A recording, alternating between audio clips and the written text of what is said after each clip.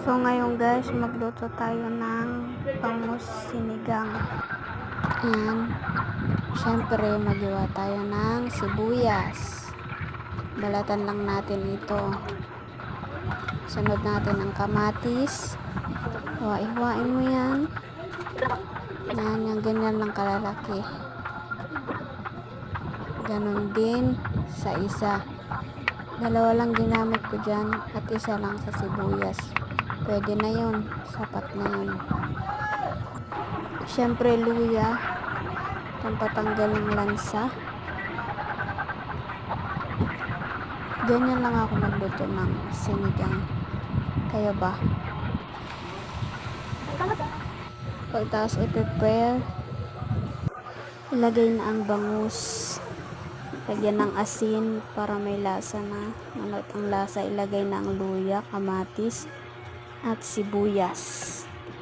Haluin lang, hintayin kumulo. Pagkakulo, ilagay ang magic sarap. Yan, ilagay. At isunod na ang Knorr sinigang original. Habang kumukulo ito, hintayin lang lumambot ang bangus. Yan, ilagay lang natin yan.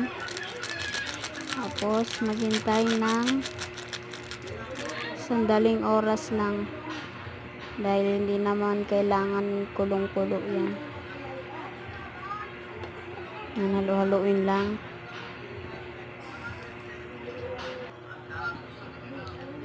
Yan.